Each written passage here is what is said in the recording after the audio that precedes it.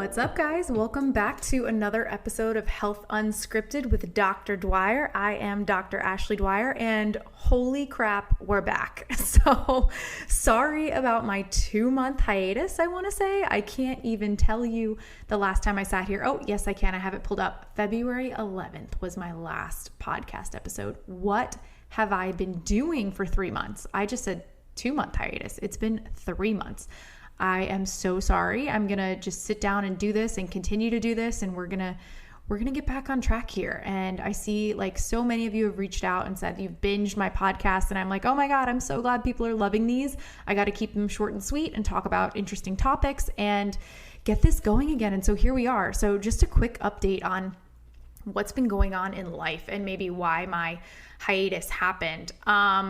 March was just an insane month. February, like all the things were happening. I had at the time, like holidays, Valentine's Day, my 1-year anniversary with my now ex-boyfriend. So that's in there as well. A trip to Breckenridge, which was awesome. And then we hit March and, I did go through that breakup. I moved into a new apartment down the street. It's awesome. It's above a Whole Foods. I'm sorry. That's like the bougiest thing a health coach could do is live above a Whole Foods, right? But it's a brand new building in downtown Fort Lauderdale. And it just was the energy I needed. So a lot of changes. March was my craziest business month ever. Brought on a new assistant coach. Shout out to Coach Savannah. She is freaking awesome. If you follow us on Instagram, go check out Coach Savannah's page. If you don't follow her, you will learn so much. So now I have my girls. I have Casey and Savannah on staff, and we are crushing it, bringing on so many new clients and helping transform so many more lives. And that's what this episode is pretty much going to be about.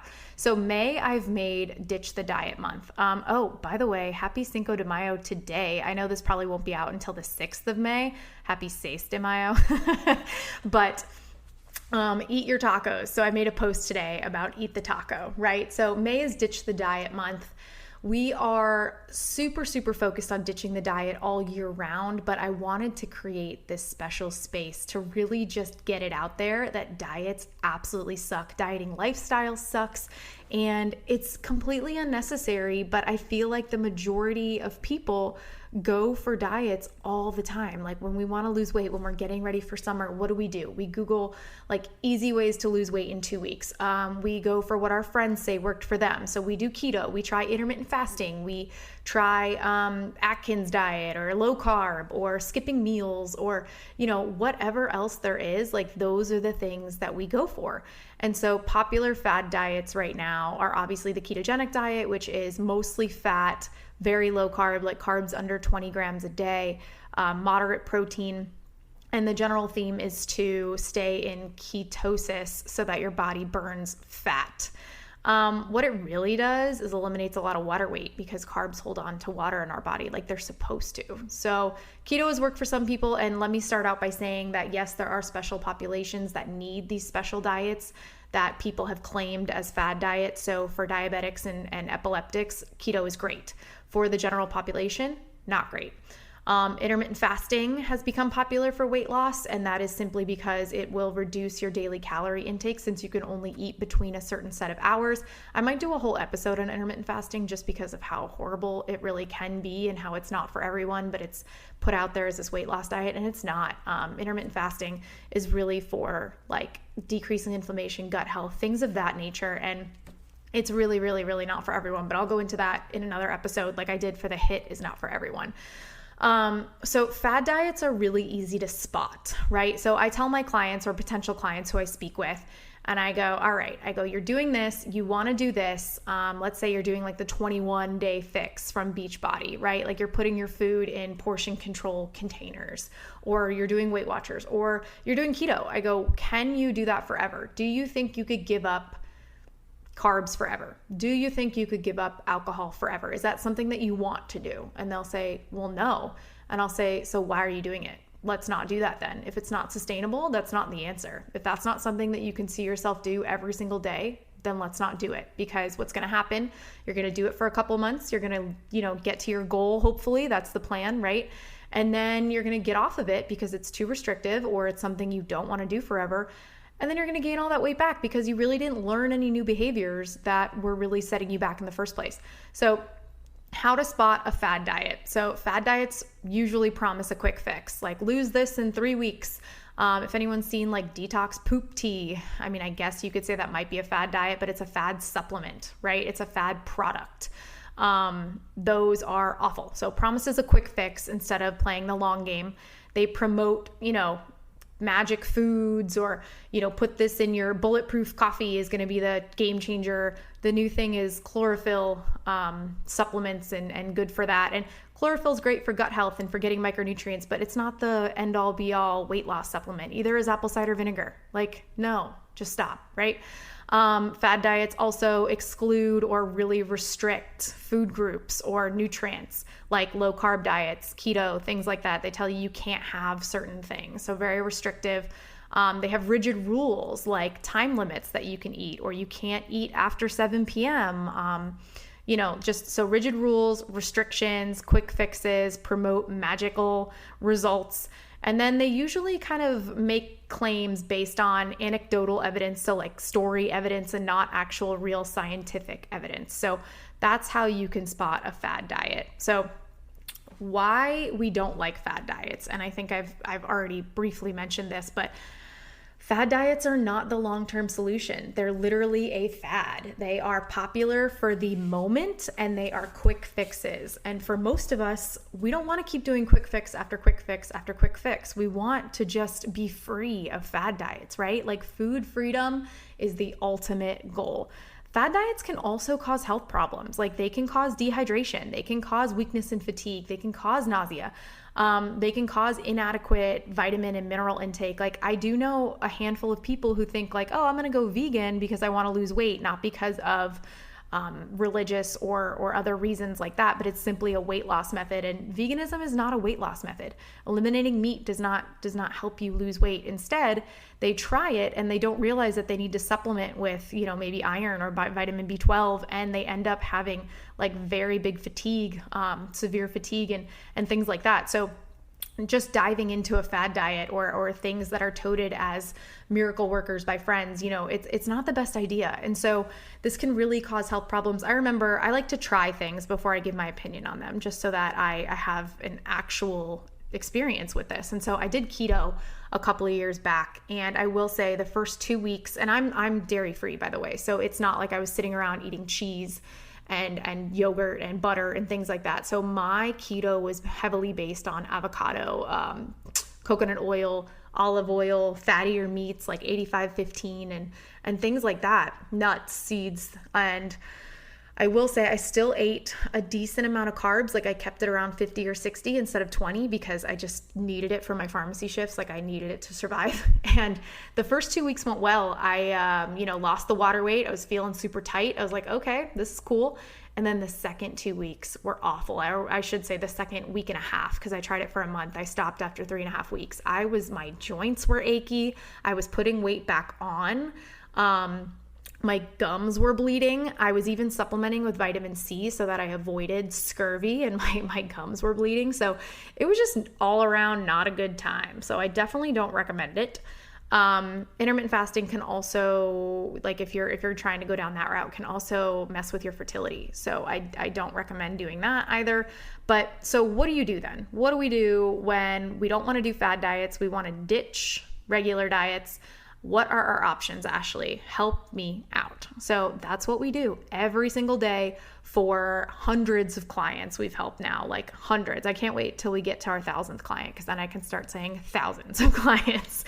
But what do? You find a sustainable solution. You take a look at your habits. You take a look at your nutrition. You learn your nutrition. You learn your body. You put in the work to develop this skill and this self-awareness, and then you eat for that. So what we do is we use a tool called tracking macros.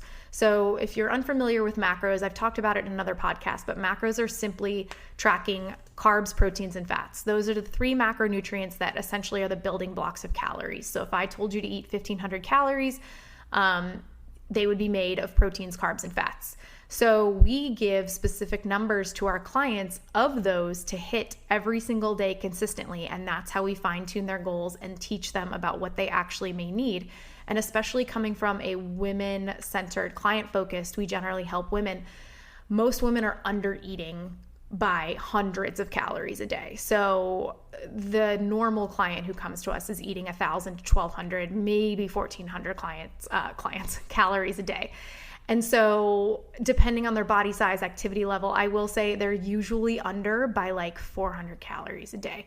And so what we have to do is reverse diet them up and teach them about proper nutrition and what they actually need. And so we do this using macros. I won't get into the nitty gritty of macros because I've already made a podcast on this. So head back over to calories, micros, and macros.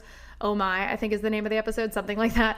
And check out that. But so what you're going to do is use a tool instead of a diet. And so what this allows you to do is have more of a flexible eating approach. So if it can fit those macros, like if any food can fit your macros, you can eat it. So technically, if you could meet your macros eating just Oreo cookies, do it. You could do it. I mean, you can't because they don't have any protein. But I'm saying like with that concept, you could essentially eat whatever and still hit your goals using macros. Now, I will say I am definitely a huge cheerleader for nutrient-dense foods. So you'll obviously have better results if you're choosing more nutrient-dense foods, fruits and veggies, complex carbs, things like that.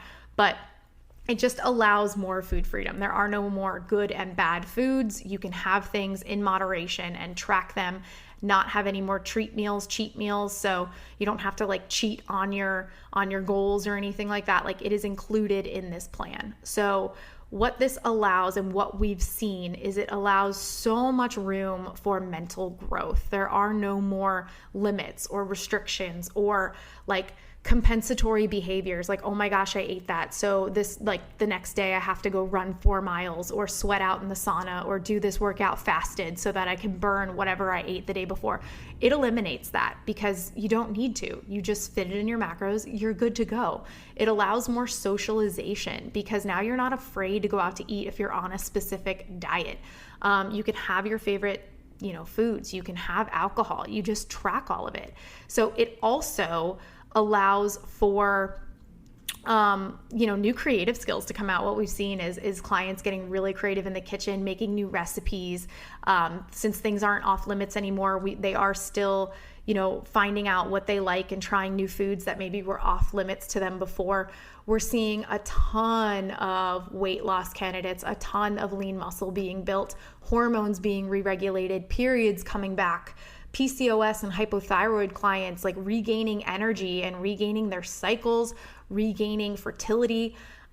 It's amazing what you can do when you start actually treating your body with the respect it deserves and with the food it actually needs. So the reason we want to ditch diets too is because they're all extremely low in calories. I know if you go into MyFitnessPal right now and you tell it, if I tell it like, hey, I'm 5'5", 135 pounds, 32, I want to lose 5 pounds. It's going to tell me to eat 1,200 calories and I'm going to laugh hysterically. I'm currently eating 2,000 to 2,100 calories right now. If I go down to 1,200, I will die, like literally die. I might shrivel up and die. Nobody would want to talk to me because I'd be so freaking irritable. I'd probably be too tired to even talk. Like I'll text you and curse at you. That brings me back to my show days because that's exactly how I was. You're too tired and too fatigued. Your brain's not working. You don't have the healthy fats powering your brain or your hormones.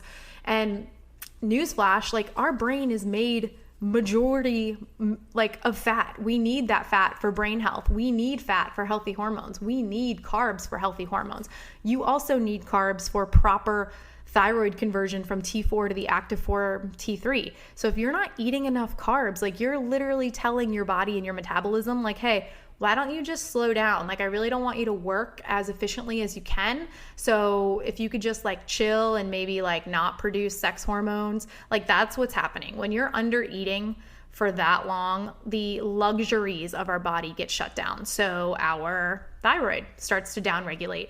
Our sex hormones start to downregulate. Like your body is definitely not worried about procreating when it's not even getting enough fuel for itself. If it can't even take care of itself, how is it going to like grow a baby, right? So a lot of these things come into consideration, and I know I did an episode on metabolism, and it's been so long. So if I've repeated anything that I've said in older podcast episodes, I apologize. I'm just happy to be back and chatting with all of you. And I really want to make this a movement of ditching diet culture, ditching fad diets, getting rid of all of these celebrities or things that are popping on and like becoming popular just because celebrities are endorsing them, like the Teddy Mellencamp All In. I can't believe that's becoming a show. I joke with that with one of my close clients who's become a friend, and I'll have more to say on that as well.